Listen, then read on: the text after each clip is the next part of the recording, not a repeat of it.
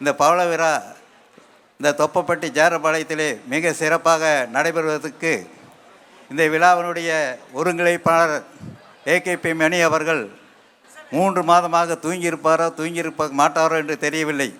இதை எப்படியெல்லாம் சிறப்பாக நடத்த வேண்டும் என்று அந்த கற்பனை கட்டி கொண்டு யாரையெல்லாம் அழைத்து இந்த விழாவை சிறப்பாக நடத்த வேண்டும் என்று அவர் ஆசைப்பட்டார். அதை எதற்காக இந்த விழாவை இந்த ஜேரபாளையம் புதப்பப்பட்டி பள்ளியிலே நடத்த வேண்டும், 75 ஆண்டு காலமாக நிறைந்து அதற்கு மேலே வளர்ச்சி அடைய வேண்டும் இந்த பள்ளியானது சிறந்த மருத்துவர்கள் அதிக மருத்துவர்களை உருவாக்கிய பள்ளி. இந்த பள்ளி பொறியாளர்களை உருவாக்கிய கல்வி.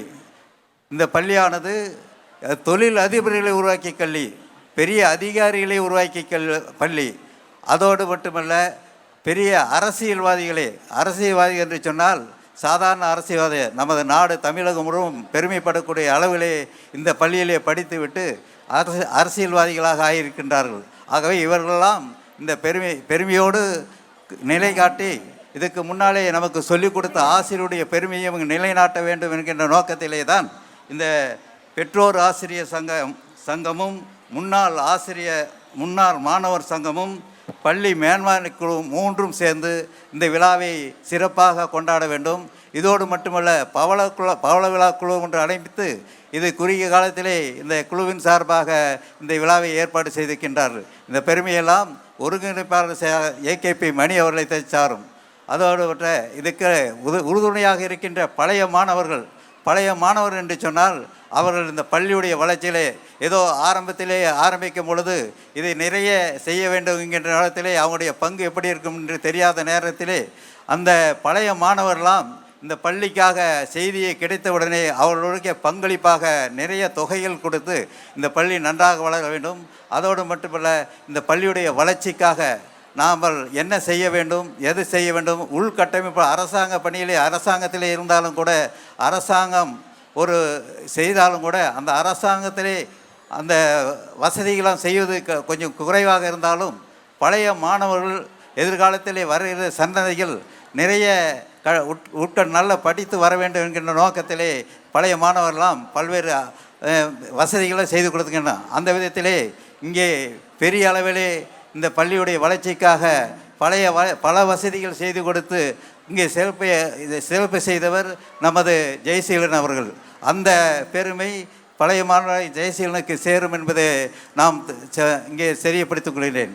அதோடு மட்டுமல்ல, இந்த பழைய மாணவர்கள் எதற்காக இங்கே கொடுக்கின்றோம், எதிர்காலத்தில் இருக்கின்ற சன்னதிகள் இந்த கிராமப்புறத்தில் இருக்கின்ற பெரியோர்கள் அத்தனை பேரும் இந்த பள்ளிக்கு உறுதுணையாக இருந்தால் வருங்கால மாணவ செல்வங்கள் அத்தனை பேரும் எதிர்காலத்திலே ஒரு நல்ல மாணவர்களாக உயர்ந்த நிலைக்கு அடைய வேண்டும்.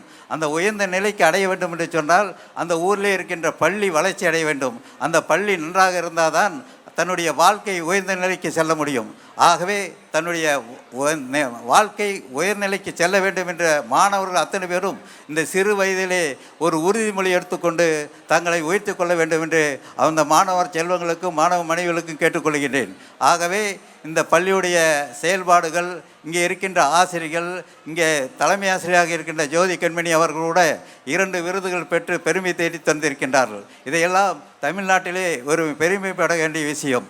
ஆகவே இந்த ஒழுக்கம் இந்த பள்ளியில் எடுத்துக்கொண்டால், எந்த பள்ளி எடுத்துக்கொண்டாலும் சரி, ஒழுக்கம் நிறைந்ததாக இருக்கும், கலாச்சாரம் இருக்க வேண்டும்.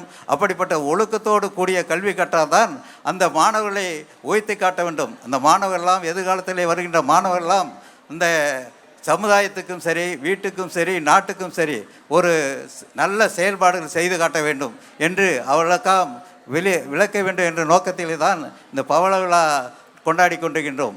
ஆகவே இங்கே முன்னாலே பேசியவர்கள் கூட சொன்னார்கள், பவள விழா கொண்டாடுவது இந்த பள்ளியுடைய பேரு கொண்டு தான் இந்த ஆசிரியரை கண்டாலே பயம். ஆனால் இன்றைக்கு அப்படி இல்லை, மாணவர்களை கண்டு தான் ஆசிரியர் பயப்படக்கூடிய நிலை வருகிறது.